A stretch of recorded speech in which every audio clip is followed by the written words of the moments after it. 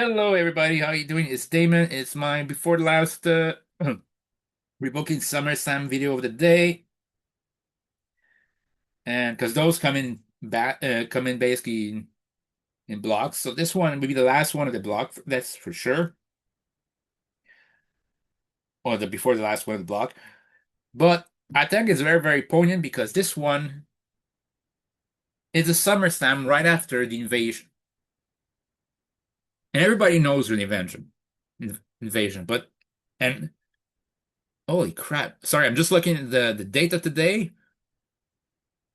It's not even. It's 25 years. 25 years of the late beforehand was the invasion when he kind of officially started. It's also 30 years ago, 30 years ago, the NWO was formed for the very first time. 25 years ago, the invasion happened. That's a very, very significant time in WWE history, or to be a wrestling fan. In 1998, as James Salamonster said, 1998, 1997, sorry, yeah, the Canadian Stampede, in 1999, 1998, you had Goldberg's first ever and most glorious world title reign began that night. I think 1999 there was something. I think 2000 compensated by having Big Show turn heel. But anyway, it seemed at that time, this usually a time of year, yeah, I know there's something supposed to be happening. And right now, I think this year, in 2026, what the big event is CM Punk winning the WWE title. Oh, in 2011 was Rey Mysterio winning and losing the WWE title, right? Something like that. No, wait, it was later than that month of July. But anyway, I just think when I look at that, it's like the invasion. When I think of this, I think two words: missed opportunities. Now, I mentioned in my WrestleMania 18 video that yeah, the invasion will happen, and yeah, I would have bring upon the biggest names, but wouldn't have started right away. I agree with this that you show restraint, a bit of restraint, not James Gunn level of restraint. By this I mean is I know you need to unleash your big hits. You need to basically start out with your big hits. And in this case, but you can't just have like, for example, Superman next the other project will be secondary B or C level characters. No, you have to start Superman, Batman, and then a little bit of this. In that case, I would involve some basics, a big face, some big eels, but the NWO will not be part of this. Sting will be later that year, Goldberg as well. So, and Bret Hart, knowing the situation, I don't think would have come back. And Lex Luger was in a bad place. If you want to keep Buff Bagwell, that's fine. Buff Bagwell, Ric Flair would be in, but apart from Buff Bagwell and Ric Flair, at the time of Invasion in SummerSlam 2001, that'd be it.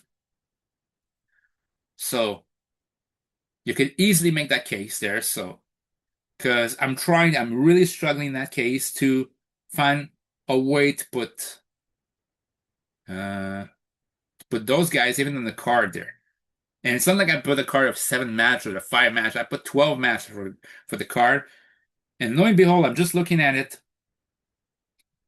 I'm laughing. Because apart from one match, all of these are title matches. That says how much there were too many titles, even by my count. So that's why it makes me laugh.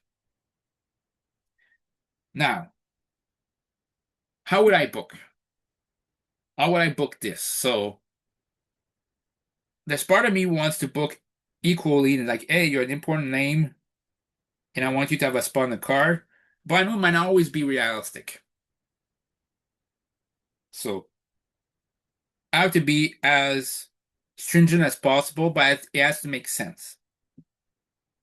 So, without further ado, it would be my Intercontinental title match. It would be my opening match. It will be for the Intercontinental title with Lance Storm defending against Edge. That will be the same as in real life. Edge wins. He won King of the Ring. He wins the Ice title right there. Second match for the European title. Matt Hardy defends against Hurricane Helms. Knowing that he wins it in real life, why not have Hurricane Ames win it there after a speech from Austin and basically he wins it? It's like everybody think, ah, he's a joke, he's a joke. I know he was just a cruiserweight title, but now he just thinks he's like the Green Lantern light. And he wins with his weird ass music at that time. Don't forget, ding ding, week. His theme was so weird, hilarious. I don't know what's supposed to be hilarious, but I know they used that theme, which was basically a copyright-free song. It was also used in the trailer, one of the trailers of Ice Age, the movie Ice Age, the first one. It's so hilarious. When I hear this, I just laugh. And it's like Hurricane's Titantron, just like Dude Love Titantron, to me always bring a smile to my face. Like we need to bring that back because establish a character right away. Then I would have X-Pac be a double champion that served nothing but boost X-Pac's ego. We thought it was bigger than the cruiserweight at the time. And X-Pac was very talented. Sean Waldman, damn talented in ring. In fact, I missed some of his martial art kicks when he was going corner, and the third kick would be jumping, leaping up the sky that nobody else can do. None of it today. But that doesn't mean I want him to be two-time champion. And if I wanted to be two-time champion, it'd be one tag team champion and one singles champion. Not two singles title on him. So he would just be lightweight champion and would defend the lightweight title against Christian, who tries to not one up Edge, but try to rival Edge. Like, hey, you go for the IC title, I go back for my title, lightweight title. He loses. X-Pac would X-Pac cheat to win? Kinda. Basically, when Christian goes for the 10 punch the corner, referee doesn't see, low blow, X Factor 1, 2, 3. Christian basically grabs his hair in frustration, taps the mat, and no wonders what's happening. Then, for the WCW Tag Team titles, you have Undertaker defending against Chuck Palumbo and Sean O'Haire against Buff Bagwell and Mike Awesome. So, I would have basically Undertaker and Kane win and keep the tag team titles, and you have Buff Bagwell having a match at the pay-per-view. I would keep Buff Bagwell in the tag team. Like, I would have given him the US title in WCW, but in WWE, I would keep him as a tag team. Then, for the ECW title, you have Rhino versus Chris Jericho, and I would have Chris Jericho win the ECW World Heavyweight title there. I don't care if he loses it back to Rhino later on. I want him to win it. So then you would have Billy Gunn, Big Show, Art Crowley, Tori Wilson, Perry Saturn, Jacqueline, and William Regal against Tommy Dreamer, Raven, Taz, Jazz, Ivory, and the debuted Chronic, and the Chronic Pain, Chronic. You know, 14-person tag team match. And because Chronic just debuted, I would have basically like, hey, the WWF team's about to win. When Stevie Richards comes out, you think it's WWF teams, but no, he turns against them, does a Stevie kick to Billy Gunn, who then gets caught with a Chronic high time finisher 1, 2, 3. And that's how Chronic it becomes number one contender for the WCW tag team titles. Then for the United States title, you have Chris Kanyon, Batman Canyon defending against Kurt Angle. Kurt Angle wins the United States title there as a face. And that's how you protect him because I wanted to basically feud. Well, he's not going to wrestle on the WWE title because he's not feuding with Austin because Austin is not a heel there. But this is how you further Kurt Angle as a face and basically you establish him there. And you could have basically him having to have Kurt Angle feud with the higher ups of WCW. So, afterwards, in the card for the hardcore title of Jeff Hardy against RVD ladder match, same as in life, RVD wins. And the 24/7 rule is forbidden for the night. And the World Tag Team titles, for the World Tag Team titles, you would have APA versus Dudleys. APA would defend against the Dudleys. What you had on Raw, you would have it here. The Dudleys, APA that basically regained the titles for the third time on Raw. They lose it back to the Dudleys at SummerSlam 2001. So now you have the Cruiserweight title match. Kidman defends against Tajiri. And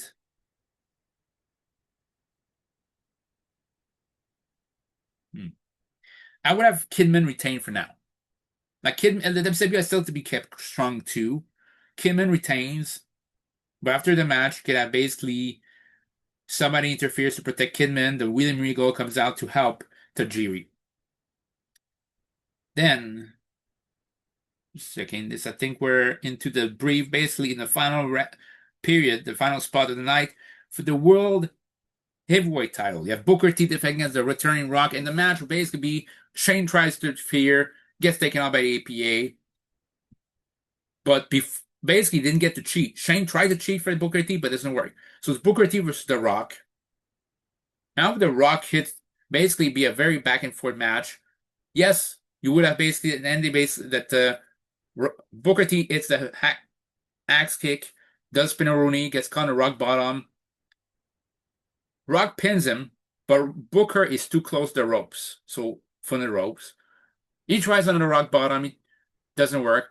He goes for Booker T runs at him, spine buster or spine on the pine, as JR would say. Then The Rock tries to do people's elbow,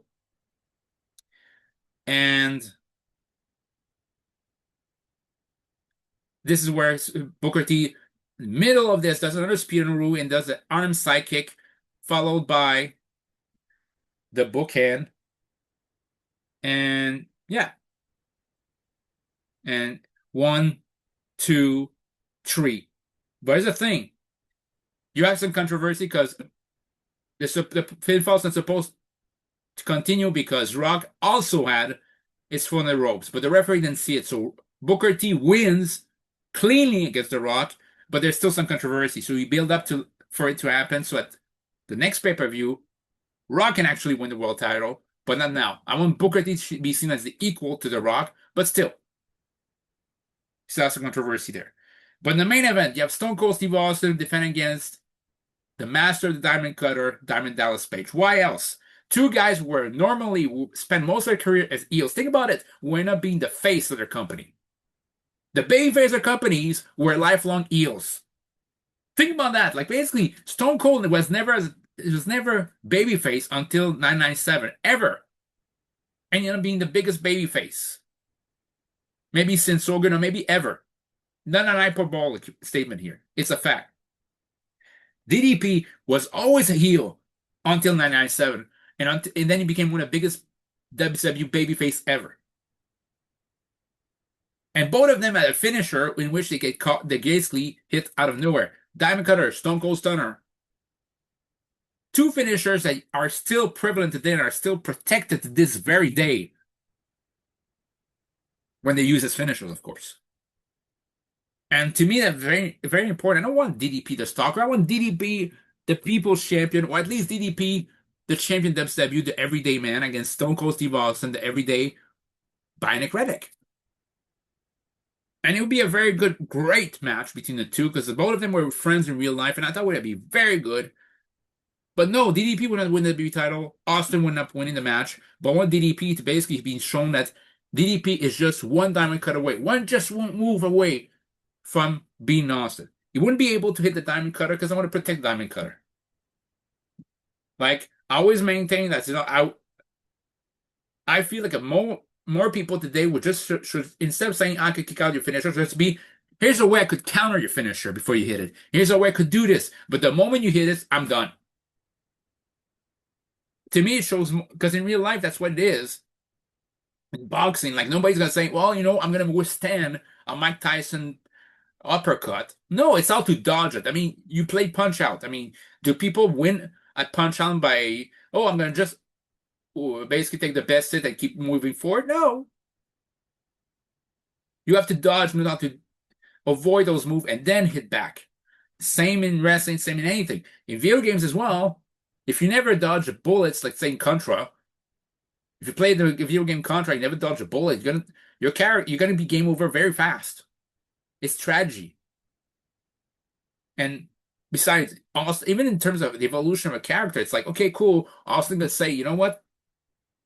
I might still be the badass SOB, but the clock of basically the wheels of time are still turning. Time's undefeated. Eventually, the strength you prioritize over before is not that prevalent later on. You have to find new strengths, new strategies to keep on going on. And that's how it is. Like Stone Cold would basically avoid the Diamond Cutter like there's no tomorrow. So is DDP would do everything he can for basically to avoid the Stone Cold Stunner. He would even try to counter Stone Cold Stunner with an atomic drop, a move that we don't see anymore today. And Austin would sell his lower back, and basically DDP could work on the lower back, and would still lead up to basically like DDP could stand him in the corner, tries the diamond cutter, like basically the running diamond cutter doesn't work. Another diamond cutter. It leads to Austin out of nowhere. Doesn't do a kick wham. It's like Austin jumps in the air to do his own stunner. 1, 2, 3. AKA the Sting DDP finish. That's how it would end SummerSlam. That's how SummerSlam 2001 would end, with Stone Cold retaining the WWE title. And that's how it would end this rebooking series. That's how we would end this rebooking episode. So let me know what you think in the comments down below. Catch you guys later.